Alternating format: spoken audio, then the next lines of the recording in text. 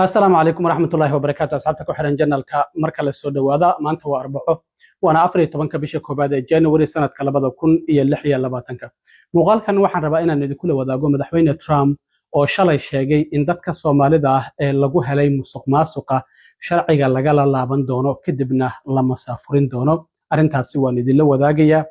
ما أنت أي مركز الدولة أمريكا كوحة يكون واقعي in wadamo toddobaatan iyo shan wadan ah oo Soomaaliya ay ku jirto laga joojinayo visa processing oo wax visa aan loo process gareynaynin wadamadaasi toddobaatan iyo shanta wadana sababaha ay u cugsanayaan maxay tahay wadamadaasina maxay yihiin waan idin la wadaagaya dacwad oogihii federaalka ee gobolka Minnesota u qaabilsanaa dacwad ku soo oogista dadka lagu helay musuqmaasuqa oo Soomaali badan dacwad ku soo oogay ayaa isaga iyo shan xubnood oo kala shalay ay is casileen maxay tahay sababta isku casileena waan idin la wadaagaya arrimahaasi iyo arrimo kale ayaan idin la wadaagaya madaxweyne Trump oo shalay ka hadlayay markii uu booqday xarunta gawaarida lagu sameeyay Ford ay iska leedahay oo ku taala magaalada Detroit ee gobolka Michigan ayaa halkaasi khudbad dheer ka jeediyay madaxweyne Trump ayaa waxa uu ka hadlay howlgallada ay ciidamada ICE ka wadaan gobolka Minnesota waxaana uu sheegay in kuwa dambiilayaasha ee ugu xun ay gacanta ku soo dhigayaan dilayaasha kuwa kufsiga ku kaca kuwa daroogada ka ganacsada arrimahaasi ayaan waxaan doonaynaa dad inaan gobolka ka nadiifino ayuu laakiin dad waxa jira aan doonaynin in arintaasi aan qabano ma waxay doonayaan inay la noolaadaan kuwa daroogada ka ganacsada kuwa dadka dila iyo kuwa kufsiga geysta ayuu Trump sheegay waxa sidoo kale uu ka hadlay madaxweyne Trump uu yiri in qof kasta oo soo galootiya gaar ahaan Soomaalida ayuu carabaabay oo lagu helo musuqmaasuq waxa uu yiri xabsi ayaan dhigaynaa markaas kadibna sharciga ayaan kala laabanaynaa oo dhalashada Mareykanka markay xabsigooda dhameystaana waan masaafurinaynaa Soomaali oo kaliya ma ahan ayuu yiri laakiin meel kasta ka imaaw halkii aad ka timid ayaan dib kuugu celinaynaa ayuu yiri inta aan dhalashada kala laabano marka aad xabsigaada dhameysato marka wuxuu yiri haddii aad u timaado in aad xaddo lacagaha canshuur bixiyaasha Mareykanku ay bixiyaan xabsi ayaan ku gelinaynaa sharciga waan kala laabanaynaa kadibna waan ku masaafurinaynaa haddaba madaxweyne Trump oo arrimahaasi khudbadii shalay uu ka jeediyay Detroit Michigan ka hadlayayna waxa uu yiri Our ICE operation in Minnesota, for example, is finding hundreds of killers, violent predators, and child rapists, some of the worst criminal offenders anywhere in the world, murderers all over the place. All we want to do is get them out. Did you see the pictures that we put up? Hundreds of them. Murderers wanted for murder, wanted for the worst drug selling. One of them is one of the biggest drug dealers in the world. And vicious, sells bad drugs too. Bad drugs, like if you take a tiny little morsel, your child is dead. And we're getting them. But it's hard to get them because they make it so impossible for you. And you wonder why. Why would they do that? You know, do they want to live with murderers? Do they want to live with these people that are emptied out from prisons? They have a lot of people. We're also going to revoke the citizenship of any naturalized immigrant from Somalia or anywhere else who is convicted of defrauding our citizens. We're going to get them the hell out of here fast. And if you come to America to rob Americans, we're throwing you in jail and we're sending you back to the place from where you came. We're throwing you right in jail. And they know it too.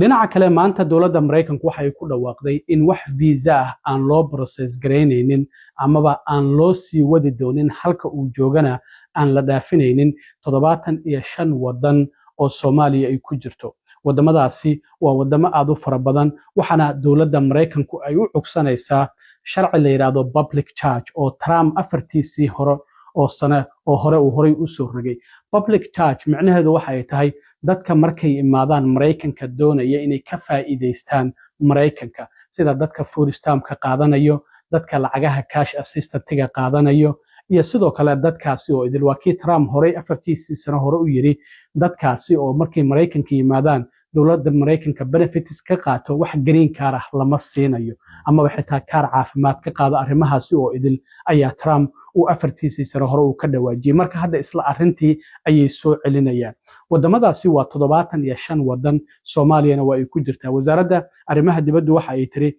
waxa aan isticmaalaynaa siyaasad horay u soo jirtay taasi aan eegayno dadka xaqa u leh soo galootiga oo marka ay Mareykanka yimaadaan doonaya inay noqdaan public charge oo Mareykanka ay ka faa'iideystaan deeqsinimadiisa dadka Mareykanku lacagaha canshuur bixiyaasha ay bixiyaan marka 75 wadan dadka ka imaanaya ayay tiri wasaaradda arrimaha dibadda waxaa hakad la gelinayaa oo wasaaradda arrimaha dibaddu ay hakad gelinaysaa in wax visa ah loo process gareeyo ilaa iyo inta laga qiimeynayo islamarkaana waxaan ka hortagayna ayay yidhaahdeen in dadkaasi wadamada ajnabiga ah ka imaanaya ay ka faa'iidaystaan lacagaha ceyrta oo Mareykanka ay bixiso iyo public benefitska sidoo kale dowladdu ay bixiso dadka shacabka la siiyo marka waxay leeyihiin qof kastoo noo imaanaya waa in uusan noqon qof inaga wax naga doonaya waa inuu noqdo qof wax nagu soo kordhinaya marka sida hadda hadalkooda ka muuqata dadkaasi ma ahan dadka ay viisayaasha damaba xaas amaba lamaane isku dacwoonaya ama hooyo caruurteeda u dacwoonayso qofku waa inuu noqdaa qof isagu isku tashta oo shaqaysanayo dowladdan wax uga baahnayn qofka Mareykanka imaanaya inkastoo aysan sii kala bixin oo aysan sheegin dadka dacwadahaasi ku imaanaya viisayaasha oo loo dacwoonayo in ay ku jiraan marka siyaasadan horey waa u jiri jirtay Trump xilligii uu 2019 madaxweynaha ahaa ayuu adeegsaday laakiin Biden ayaa markii uu sanadkii 2022 dib uga laabtay waxana uu sheegay dadka full stamp-ka qaata iyo sidoo kalena barnaamijka la yiraahdo WIC iyo Medicaid-ka iyo housing vouchers-ka dadka qaata in iyagu aysan ku lug lahayn arrintan haddaba 75 wadan oo maanta dowladda Mareykanku ay ku dhawaaqday inay hakad gelinayso in wax visa ah loo process gareeyo maxay kala yihiin wadamadan waxaa ka mid ah Afghanistan, Albania, Algeria, Antigua and Barbuda, and Armenia, Azerbaijan, Bahamas, Bangladesh, Barbados, Belarus, Belize, Bhutan, Bosnia, Brazil, Burma, Colombia, Cameroon, Cape Verde, in Colombia, Cote d'Ivoire ama Ivory Coast, Cuba, Democratic Republic of Congo, Dominica, Egypt oo Masar ah, in Eritrea, Ethiopia, Fiji, Gambia, Georgia, Ghana, Grenada, Guatemala, Guinea, Haiti, Iran, Iraq, Jamaica, Jordan, Kazakhstan, Kosovo, Kuwait, Kyrgyzstan, Laos, Lebanon, Liberia, in Libya, Macedonia, Moldova, Mongolia, Montenegro, Morocco, Nepal, Nicaragua, Nigeria, Pakistan, Republic of Congo, in Russia, Ruushka waa ay ku jiraan Rwanda, waxaa ku jira jasiiradan yar ee la yiraahdo St. Kitts and Nevis, St. Lucia ayaa ku jirta waa jasiiradaha Caribbean ku yaala, St. Vincent ayaa ku jirta sidoo kalena waxaa ka mid ah in wadamada Senegal, Sierra Leone, Somalia, South Sudan, Syria, Tanzania, Thailand, Togo, Tunisia, Uganda, Uruguay, Uzbekistan iyo waliba Yemen 75 wadan waa 75taasi wadan oo la yiri dadka ka imaanaya viisayaashooda lama process gareynayo marka dowladdu ma aysan sii kala saarin waa aniga idin sheegay January in sidoo kale ay jirtay in wasaaradda arrimaha dibadda ay joojisay wadamadii travel bank la saaray in wax visa aan la siinaynin haddaba marka booskan goorma ayuu bilaabanaya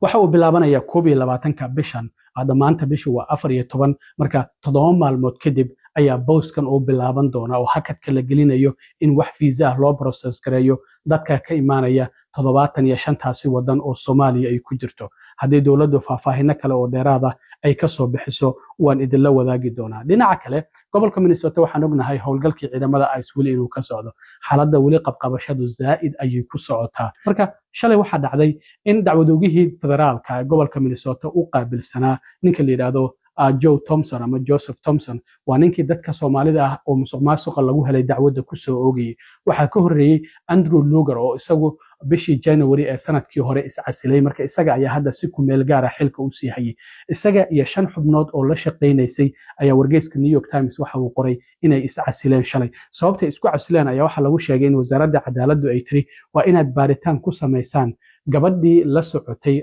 Renee Nicole Good oo arbacadii la soo dhaafay toddobaad ka hor askari ka tirsan ciidamada ICE oo Minneapolis ku dilay in lamaana isqaba ay ahaayeen waa dadkan qoomuluudka ay labadan gabdhood ahaayeen marka midda dhimatay iyo midda noolba marka Beck ayaa la yiraahdaa marka waxaa la yiri gabadhaasi la socotay Renee Good markii ay dhimanaysay oo gaariga markaas xitaa doonaysay iyadoo dhinacaasi ka fuusho inay wax dhaqdhaqaaqa ururo ay la leedahay ururo dhinaca bulshada u dhaqdhaqaaqa baaritaan ku sameeya marka waxay yiraahdeen intii la baari lahaa qofkii eedeysanaha ahaa qofkii victimka in la baaro oo dhibanaha ahaa arrintaasi darteed ayaa waxa la leeyahay waa isku casileen marka xubnaha kale ee iscasilay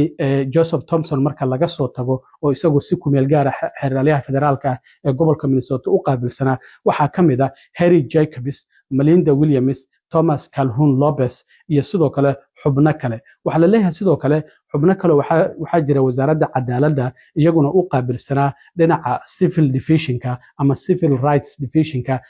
xuquuqda dhanka madaniga qaybo kale oo iyaguna u qaabilsanaa oo 5 iyaguna waa is casileen marka waxa ay meesha ka muuqata marka inaysan dowladda ku taageersanayn in ay eedda dusha ka saaraan gabadhii dhimatay askarigii dilayna ay difaacaan oo yiraahdaan askarigan waa uu isdifaacayay dacwad oogayaashan marka sidaa darteed ayay isku casileen markii la yiri baaritaan ku sameeya gabadhii Renee Good la socotay oo Becca la yiraahdo kole lamaane ayay ahaayeen sida la sheegayo sidaas darteed ayay marka xubnahaasi ay isku casileen dad fara badan waxay soo weydiinayeen baasaboorkan la iska laabanaya cilmiga ma jirtaa arrintaasi waa dhici kartaa baasaboorkaada either waa la kansali karaa adigoon ogeyn inkastoo ay sharci darro tahay oo qofku uu dacwad dowladda ka gudbin karo waxaa la sifay flag ayaa lagu samayn karaa oo baasaboorkaada ayaa lala socon karaa xilliga aad baxayso marka arrimahaasi oo idil waa ay jiraan marka dadka Soomaalida waxa laga rabaa inay ka digtoonaadaan marka aad baxayso ka hor inta aadan bixin waa inaad iska xaqiijisaa baasaboorkaadu active ma yahay ma shaqaynaya mise ma shaqaynayo marka dad fara badan arrintaas ku dhacday passport controlka